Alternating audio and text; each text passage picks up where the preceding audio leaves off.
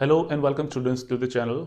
आज हम करेंगे सेकंड ग्रेड इंग्लिश के फिफ्थ टॉपिक प्रेपोजिशंस में से कुछ क्वेश्चंस।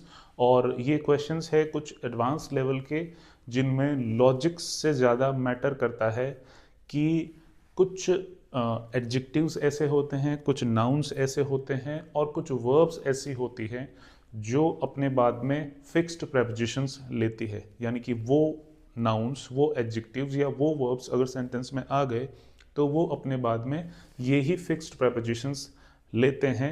ये आपको ध्यान में रखना पड़ेगा। तो चलिए सॉल्व करते हैं कुछ क्वेश्चंस जो कि है very very important for your second grade English examination. Let's start the first question. I am not giving you the options here क्योंकि ऑप्शंस से आप बायस हो जाते हो किसी पर्टिकुलर प्रेपोजिशन के लिए। तो आप बिना ऑप्शंस के अगर प्रेपोजिशन लगाना सीखोगे तो आंसर करना सीखोगे। अगर बिना ऑप्शंस के तो फिर ऑप्शन देने के बाद में आपको थोड़ा इजी हो जाएगा और आप तीन गलत ऑप्शंस को अच्छी तरह से निग्लेक्ट कर सकोगे और सही वाले को सेलेक्ट कर सकोगे। तो देखिए, आई अग्रीड हिज प्रपोजल। अब ये जो अग्रीड जो वर्ब है ना, अग्रीड, ये आई अग्रीड हिज प्रपोजल।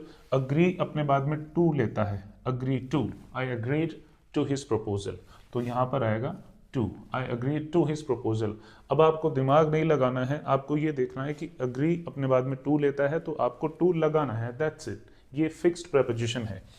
उसके बाद है he has gone long leave, he has gone long leave. तो छुट्टियों पर जाते हैं तो उसको कहते हैं ऑन लॉन्ग लीव।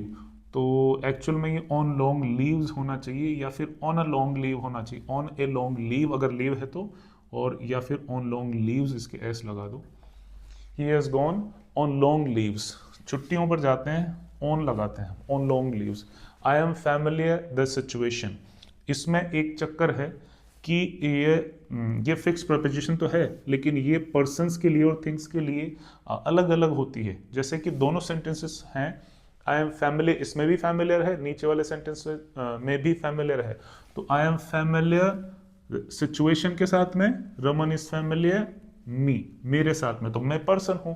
तो जब जब थिंग्स, सिचुएशंस, इन चीजों के साथ में जब फैमिलियर होते हो आप, तो you are familiar with the situation and familiar to the person. Person के साथ टू लगाएंगे और सिचुएशन के साथ, कंडीशंस के साथ ये विद लगाएंगे। I am familiar with the situation and I am family, आपको इस तरह से याद रखना है, familiar with the situation, familiar to the person, to me, to him, to Mohan, to Sohan, इस तरह से। He availed himself the opportunity. अब आप देखो ये जो अवेल्ड है ये अपने बाद में ऑफ लेता है, ये इनको कहते हैं फिक्स्ड प्रेपोजिशंस। अवेल आ गया, ये अपने बाद में ऑफ लेता है। He availed himself of the opportunity, he availed himself of the opportunity. आपको याद ऐसे रखना, avail of, avail of. He is blind one eye. तो ब्लाइंड होता है कोई तो उस इज इन लगाते हैं। He is blind in one eye, he is blind in one eye. We all must pray, we all must pray.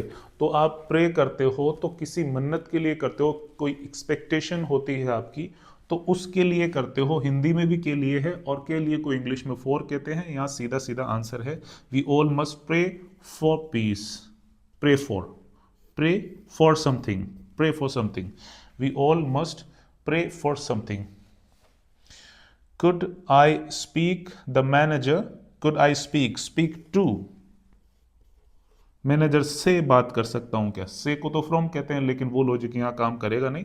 Hindi translation वाला logic तो आप भूल ही जाओ। यहाँ तो ये है कि could I speak to somebody, you are speaking to somebody, to the manager, could I speak to the manager. इस तरह से ये फिक्स प्रपोजिशंस काम करती हैं और ऐसे ही आप आंसर करोगे एग्जाम में भी। देखते हैं कुछ और questions. He pointed my mistake, he pointed my mistake. तो आप किसी की मिस्टेक्स को पॉइंट आउट करते हो और पॉइंट एट करते हो किसी चीज की तरफ, और किसी की मिस्टेक्स को पॉइंट आउट करते हो। तो he pointed out my mistakes, he pointed out my mistake. It has been raining last week, it has been raining since last week, since last week, क्योंकि ये पॉइंट ऑफ टाइम है, अगर period of time होता तो for होता, जैसा कि next sentence में है। It has been raining for 3 hours. It has been raining since last week, it has been raining for 3 hours. ये आपने टेंसेस में भी पढ़ा होगा। You must reach home 10 o'clock. देखो 10 ओ क्लॉक एग्जैक्ट टाइम है, और एग्जैक्ट टाइम के लिए एट का यूज करते हैं। You must reach home at 10 o'clock. You must reach home at 10 o'clock. He went to Mumbai by train. By train, in a train. He went to Mumbai in a train, by train, अगर सीधा preposition पूछ रहा है तो। Student should fill in होता है, fill in। Student should fill in the form। Students should fill in the form। Should fill in।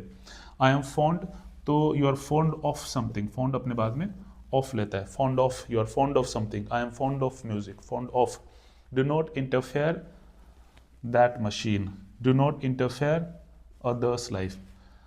सी, अगर देखो इंटरफेयर विद आप लगाते हो, विद, इंटरफेयर विद मीन्स होता है कि आप किसी चीज़ को वर्क करने में आप उसमें प्रॉब्लम डाल रहे हो, उसको वर्क करने से रोक रहे हो। You are stopping something while working properly.